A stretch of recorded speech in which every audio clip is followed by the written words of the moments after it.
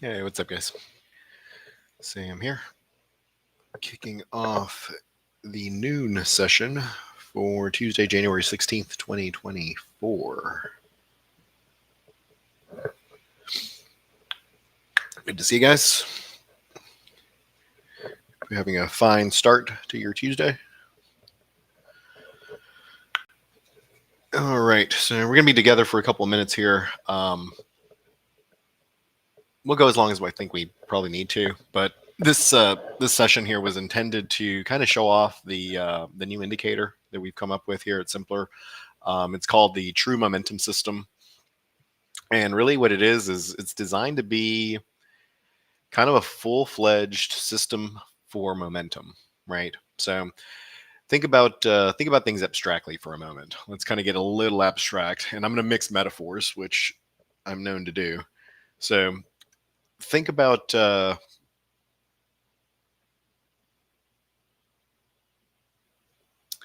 let's start even way abstract. So think about the body, the human body, right? What comprises the human body? It's bones, muscle, nerves, right? So what do the bones do? They provide the structure, the framework for everything else, right? You can have the best muscles and the best nervous system in the world. If you don't have bones, if you don't have a skeleton, it ain't worth much, right? So when we relay that back to stocks and charts, what is the bones of the chart? What is the structure of the chart? It's always this, right?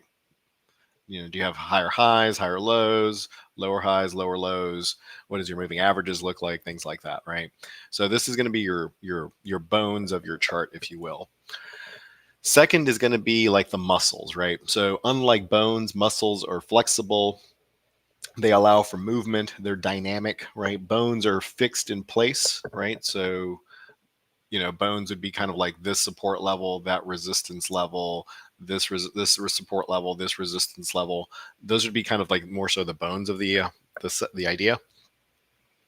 The muscles are dynamic, right? So they still provide structure, right? You need muscles to kind of hold everything together, but they're more fluid. They move. So the muscles would be kind of like the moving averages. And then lastly is the nervous system, right? The nervous system is what sparks all of this into life. A good nervous system is able to trigger the muscles, which trigger the bones, which triggers movement. So in that case, we have the nervous system down here. So I think a lot of folks are going to be ready, or at least have some level of understanding in terms of like the price of things, right? Like the bones and the muscles kind of thing. Like we know we want stacked moving averages, right? That's all day one stuff, higher highs, higher lows, for bullish trends, things like that. But where it gets interesting is when you tie it all together, right? Because I have yet to see a system, at least that comes out of Simpler, or really in general, that ties everything that we just talked about together. So the True Momentum System, which is this label system up here, what it's trying to do is it's trying to take a look at the most important thing, which is going to be price, and that factors in here, and the ATR label. These two things are both price. It then says, okay, well, that's the structure. What about the nervous system? What is a nervous system telling us? And there's two inputs to the nervous system, right? In this kind of convoluted analogy that I'm making, it's going to be the trend indicator and the thrust indicator. Now, one thing that you definitely need to know is, in my opinion, you definitely need two indicators for these two things, right? Because either A, you have a market that's doing something like this, and you would use your trending indicator, or B, and more commonly, most times markets are doing this, right? So if you're trying to use the tool for this during this, it's not going to go great, and vice versa. So the cool thing is this ties it all together, and it allows us to use both tools at the same time to get an understanding in terms of what's going on. At the end of the day, the point of it is to kind of spit out these scores here. These are the two most important labels. What is it and what is the score? I'll go to like a daily chart just to show you kind of maybe a better example. So if we go to something like, I don't know, the QQQ.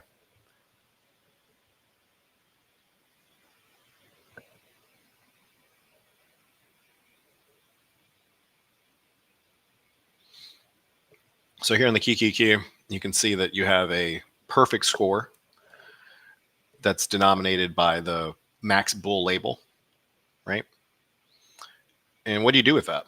Well, it tells you what to do, right? Effectively, right? Because if I start looking at something else, let's say I want to look at Apple stock.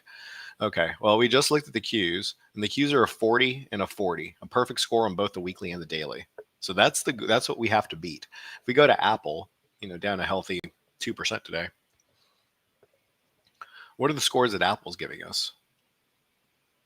Well, Apple's giving us a 19 and a 5, right? We just looked at a 40 and a 40. So immediately we know we're not going to trade Apple. Okay. So that's one thing that it does, right? It just immediately makes things apples to apples, not to mix metaphors and puns, but it makes things apples to apples. We can compare two things very, very quickly. Let me show you this setup here. So this is a setup that I called out in the weekly watch list. And again, the whole point of the system here, it's really getting it down to just two things. Because what I want to do is I want to turn my brain off and say, okay, I just need 2 points that I need to check. Do I have a max bull? Do I have a squeeze? If I have both of those things, max bull plus squeeze equals buy. Keep it that simple. So I wanted to give you guys a little bit of a breakdown here in terms of like the complexity of this, because this looks simple, right? It's just, 6 little labels there. But there's actually a deep level calculation going on that's factoring in everything in terms of price, and then factoring in both forms of momentum to give you a true momentum score. Hence the name of the indicator. So that's the breakdown. If you guys have any questions, let me know. Throw them in the chat. Don't be shy. Don't wait till the end. And if you don't have any questions, we'll call it a session. And this applies to the folks on the YouTube as well. I think we should be live on YouTube. So if you have any questions, just drop them down there in the chat. If there's anything you want to take a look at, drop it in the chat. This is a great opportunity to do that. In terms of it's actually not available yet. We will do a live demo of it tomorrow. So ideally, what I'd like for us to do, Laura or anybody, is if you have any tickers that you're looking at that you're trading, let me know what they are, and we'll just take a look at them, and we'll see if it makes sense. Ideally, let's look at maybe two stocks at the same time, right? So I think that's really where the indicator is kind of the best, is like Apple versus Microsoft, Tesla versus Google, things like that, because the scoring system just makes it very simple. But if you're just trading one thing, I'm happy to take a look at that as well. So somebody asked, how do you measure thrust? That's a good question. So this is where I'm going to mix another metaphor. So we just talked about the body and all that stuff. Actually go to the metaphor that I prefer, which is a plane. So if you have ever been on a plane, and I'm sure all of you are frequent flyers, when is the easiest time that the plane moves, right? The plane is in the air or it's on the ground. When does it use the most amount of energy? The plane uses the most amount of energy. This is going to be my little plane here. The plane uses the most amount of energy when it's on the ground, right? Because why? Well, because it's just sitting still, and it needs to launch itself 30,000 feet into the air, and then once it's 30,000 feet in the air, it glides. Very effortless, right? So thrust essentially measures that, right? You need an indicator, whether it's mine or a free indicator, whatever you choose to use. You need an indicator that shows you this plane, the thing on the ground, is about to take off, right? Get that thrust. And the thrust signal comes from here, at least for my system, right? So the cool thing about it is you can see here, it gives very decent signals. Tries to be not noisy at all, right? It tells you see how it tells you there's thrust to the downside here? Thrust to the downside, thrust to the downside. And what do you get? Well, when you're neutral, meaning you're not trending, the thrust signal is that much more important. So the thrust variable comes from what this indicator is saying. If you have 2 red labels down here, thrust plus double thrust, then it gives you a perfect score of 10. And the opposite is true as well. So if you go over here to DBOE, here you have thrust as of today and a perfect 10 out of 10. Why? Because your labels are green. So effectively what CBO to do, this was it in flight, It comes in for a layover at the airport, right? No more trend. And it's trying to thrust back out of this pattern into a nice uptrend. Basically, something that looks like that, which would be more of a trending pattern. Where did you URA? Yeah, URA had a huge day on Friday.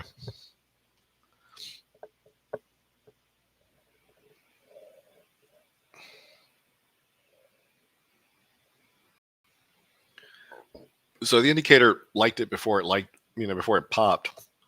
And this is the whole point of the thrust signal, right? They keep in mind thrust always comes before trend. You can't fly a plane if it's on the ground, right? You got to get the plane off the ground first and nicely. So it's what URA here is trying to do. Same thing as a CBOE for that matter. It was in a nice uptrend, very easy, very simple. That breaks. Think of that like going back to the airport, right? And you need a thrust signal. Gave you the thrust signal well before it actually took off. And now everybody wants it, right? Now that it's up here at this double top. The indicator says it gets through. It's got a perfect 40 and a perfect 40 over here. There is going to be double top resistance, previous line up here. And actually, just as a little bit of a sweetener, folks that are going to show up to the live demo, this is an indicator that we're going to be including, this automatic support and resistance levels. So you can just see naturally that the previous high is automatically drawn in, and that's what this white line is. So what do you have here? Well, you just have a classic situation where you have a double top, and it's going to try to get through. The question is, does it get through that double top? And when you have a perfect 40 out of 40 on both time frames, you typically would. But the key signal here that I see on this chart is basically right here. So it happened well before it popped. That's your key signal, right? Because keep in mind, you're trying to get this plane off the ground. You need that thrust signal. It happened there on the 8th, right about here. And then from there, it's basically up 10%.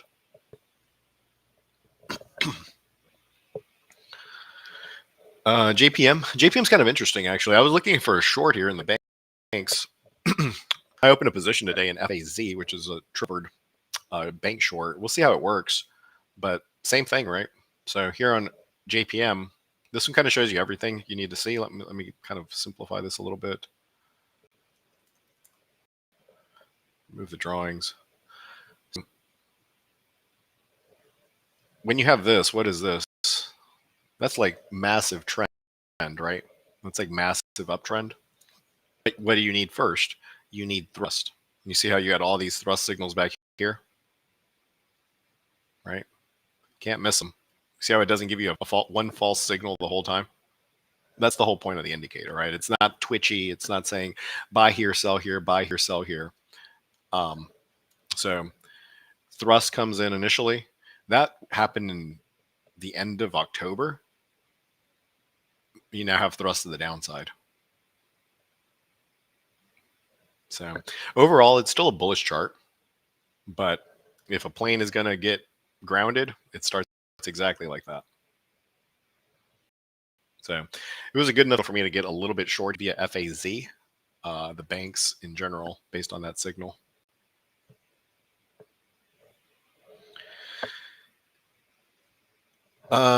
When you first started using the scoring system, you could see the historical data on the score. Would that be an option when released? No, not the way that we've recalculated it. The historical data isn't all that relevant, to be honest. Relevant is just what's in front of you and the specific score that it is. No, there's no need to put the historical score. So I think what we ended up with here in terms of just the active labels that dynamically change as price does different things, I think this is a much better way to do it. Very clean too.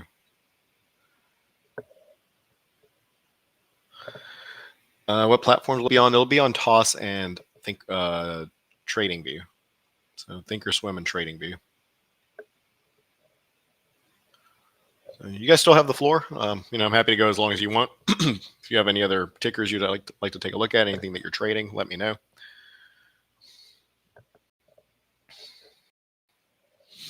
Definitely looks like it wants to go higher.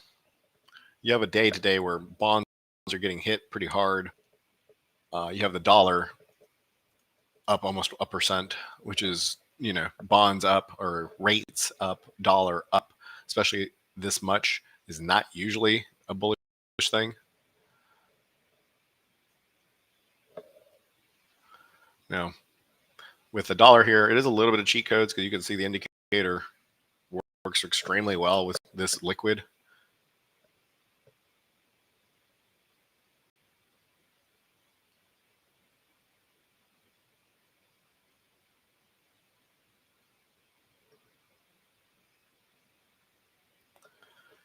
So kind of an interesting chart there on the dollar-ru. CRISPR.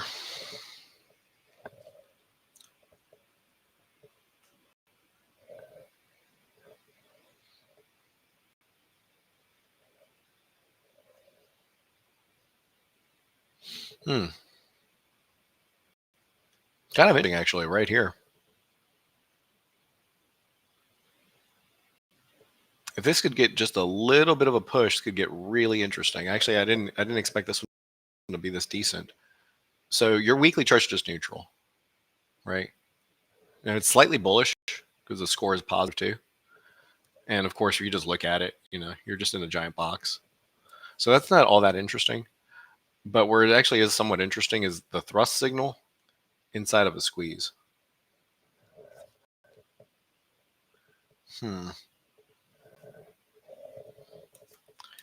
CRSP, huh? I like it. I like it. The one thing I would just mention is CRSP is going to need IWM. And IWM right now is a little bit in the dumps. Right? So you can understand kind of like CRSP doesn't live on an island. Unfortunately, it will typically move or not move with IWM. And IWM here is not in a fantastic shape, but this was definitely good enough for me to write it down, because if the index, if the IWM gets a little bit of stability, this is exactly where you want to buy it. So I actually kind of, I dig this pick. Basically, this is a setup, and this would be your buy zone. So you're right there. I like it. I like it. Here's my thought process on it, because I certainly would like to buy this. If IWM gives me a buy signal, I go buy this. If IWM does not give me a buy signal, I don't do anything. Now, there are situations which would work without the IWM, but just in terms of putting as much in your pocket as possible, getting the IWM to work would certainly help here. Let me look at the options chain real quick. I haven't traded this in a very long time. It's not terrible. I'm going to buy just a little bit of it here, just so I don't forget about it. Okay. Yeah, that'll keep it on my list. Oh, crap. I bought it in the wrong account. Oh, well, whatever. I like it. I like it. Here, we'll do a couple more here.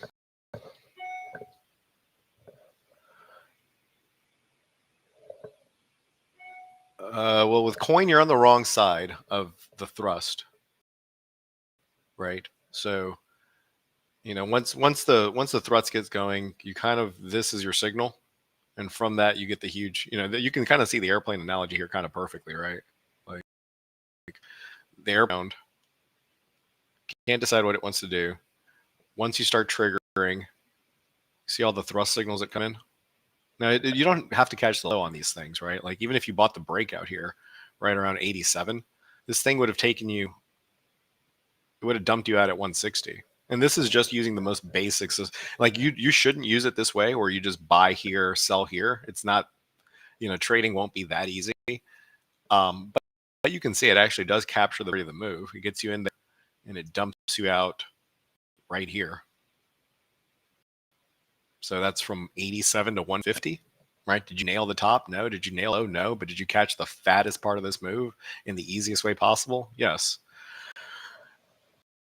where are we now? Well, does it look like this or does it look like this?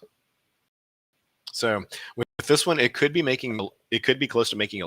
The trick with this would be to go to a smaller time frame. So right now, as it sits, this isn't something I can buy because you're in the middle of down thrust, right? You're getting pressure to the downside. But it is at a level where it gets kind of interesting. So then one thing I would do is go to an hourly chart and just see what that looks like. If you start to get hourly buy signals, then I think it's a buy. If I don't have hourly buy signals yet, then I wouldn't do anything with it. And you can see here, I don't have anything I can do with it yet. So it's having a nice healthy move. This candle is only a good start. That is a reversal candle. But you had sell signals up here, thrust signals, and you see how every single time, all it does is tell you to get more short, right? It doesn't care that it did that or that or that. You see how each time it tells you ignore the BS, get short. I still don't have a signal to change that yet, so I would have to hold off on it. Watch the hourly chart. And is this specifically a longer term strat, or will it work with any chart? It works on any time frame. Yeah, it care. Yeah, that's the main thing, right? Like this will change, right? The only thing that changes, let's say you were to use it on a weekly chart versus a 5-minute chart. What's the difference? There is no difference, right? And that's the main thing I would want to stress to you guys, just in general, really, is there's no real difference between a weekly chart and a 5-minute chart. What's the difference? The difference is just the amount of decisions you make, right? Because with a weekly chart, you get 1 bar per week. With a 5-minute chart, you're going to get like, I don't know, a couple hundred bars per week. So you're just moving faster, making more decisions. But in terms of whether it works on smaller time frames, like 1 minute, 5 minute, yeah, of course. Like that's the whole reason I'm using it at 10 minute, 15 right now, is because I think it actually is a really good day trading, frankly. Because keep in mind what the indicator is doing here. The indicator doesn't care about time. It's not saying, oh, this is a weekly chart, I'm going to work better, or this is a 5-minute chart, going to work. The indicator's just, it's looking at the most important things on a chart, regardless of your time frame. So the most important thing is always price, and the indicator is always looking at that. The second most important thing is going to be the combination of your momentum indicators, and the indicator is always looking at that. So it's completely agnostic to time.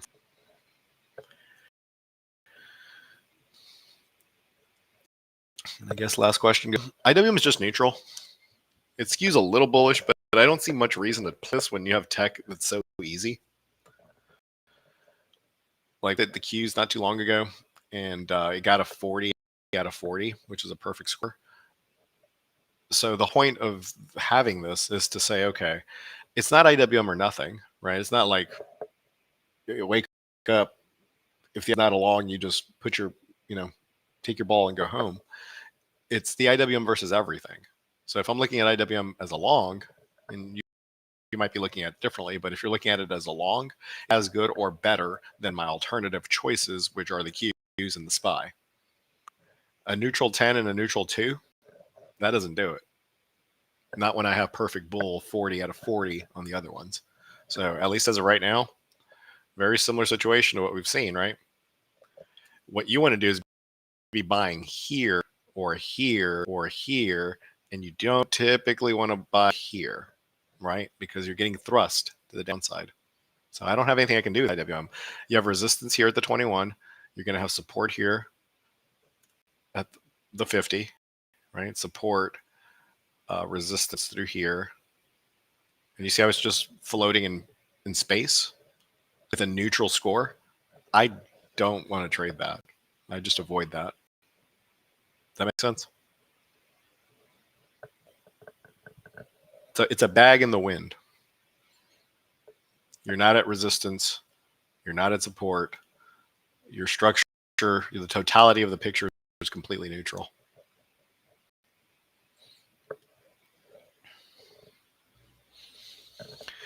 If the market actually were to start moving a little bit lower, and the SPX would need to be the catalyst for this, I actually think the IWM is a short.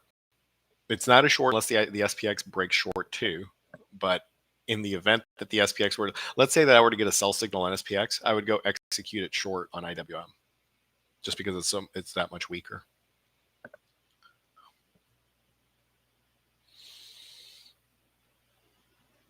All right, good folks. Last call. SMA with 5, 10, and 15. Sure. I like the specificity of your question. Be able to use a scanner to find the thrust setups. Yeah, that's actually, so just to shoot straight with you, the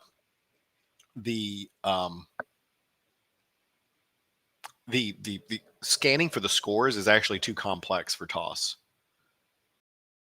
It makes again simple, but when you get the indicator, you'll see you can crack it open. This thing is really deep in terms of the code. So it's actually, as far as right now, as it sits, we're not able to, like, what would be the best way to scan this would be to say, hey, let me find anything that's a 30 or higher, right? Or what would be kind of the holy grail would be 40, finding perfect bulls, 40 with us. That would just be like cheat codes, right? However, unfortunately, at least as it sits right now, hopefully maybe it'll change. Although I'm not sure.